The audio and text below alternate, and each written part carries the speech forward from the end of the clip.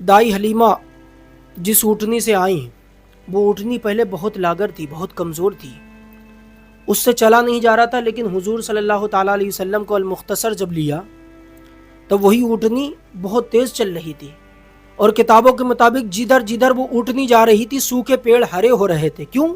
आका मोहम्मद रसूलुल्लाह सवार जो थे, हुजूर सल्लल्लाहु ताला अलैहि वसल्लम ऊँटनी पर जो बैठ गए थे, हजरत दाई हलीमा जा रही थी और एक औरत जो कि जिसके साथ में एक लाचार बच्चा था, जिसके हाथ भी कमज़ोर थे, पैर भी कमज़ोर थे, चला नहीं जा रहा था उससे।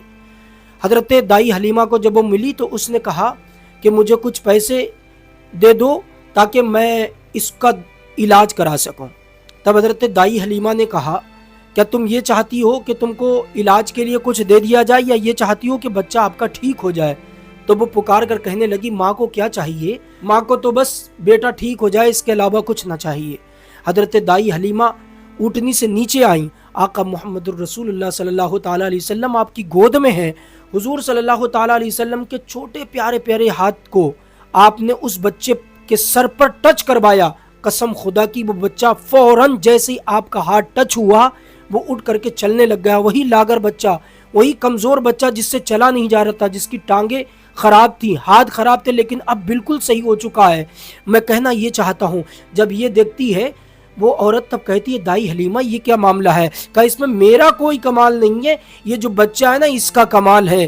क्यों? इसलिए कि आला हजरत कहते हैं जिसके तलवों का धोबन है आबे हयात है वो जाने मसीहा हमारा नबी। सोचो, जिसके तलबे का धोबन आबे हयात हो तो फिर उसका हाथ अगर टच हो जाए तो फिर मामला क्या होगा? हाँ, मेरे नबी की शान 1400 सहाबा इकराम प्यासे हैं सुलह हुदैबिया के करीब। 1400 सहाबा इकराम प्यासे, पानी नहीं है, वुज़ू के लिए पानी नहीं। हुजूर सल्लल्लाहु ताला अलैहि वसल्लम ने एक प्याला मंगाया जिसमें थोड़ा सा पानी था, आपने अपनी उंगलियां डाल दी। कसम खुदा की, हजरत अबू हुरैरा कहते हैं 1400 सहाबा इकराम ने पानी पिया, वुज़ू भी किया, लेकिन पानी खत्म ना हुआ। कहते हैं 14 क्या 14,000 भी होते तो पानी खत्म ना होता। और आला हजरत इस तरह बोले, उंगलियां हैं फैज़ पर, टूटे हैं प्यासे झूम कर, न दिया पंजाब रहमत की हैं जारी, वाह वाह। ये मेरे नबी की शान। हाँ दोस्तों, जिनके सदक़े में अल्लाह ताला ने सारी कायनात को सजाया, वही माह नूर जिस महीने में हमारे आका करीम सल्लल्लाहु ताला अलैहि वसल्लम इस दुनिया पर तशरीफ़ लाए, वही महीना हमारे और आपके दरमियान है। आओ हम दिल से और अपने नबी को खुशू और खुजू के साथ में याद करते हैं। 12वीं शरीफ का ये मौका है, रबीउल अव्वल का चांद नज़र आ चुका है और तारीख़ आपकी पैदाइश की वो भी करीब आ चुकी है। हम हुजूर की मिलाद मनाएं, हुजूर का जिक्र करें, उनकी मदह सराई करें, जिस तरह हो सके, कभी जलसों की शक्ल में, कभी कुरान खानियों की शक्ल में। अपने घरों पर झंडे लगाएं, क्योंकि झंडा लगाना यह हज़रत जिब्रील की सुन्नत है। अपने घरों को सजाओ, मुज़य्यन करो, अपने घरों को रोशनी करो, चरागा करो। जब कोई पूछे कि आखिर मामला क्या है तो कह देना, जिनके सदक़े में हमें बनाया गया वो नबी इसी महीने में तशरीफ़ लाए, हम इसलिए चरागा कर रहे हैं। हर आशिक की तमन्ना है, हर चाहने वाले की तमन्ना है कि एक मर्तबा हुजूर आ जाए। और वो कहता भी है हर वक्त, सुना है आप हर आशिक के घर तशरीफ़ लाते हैं।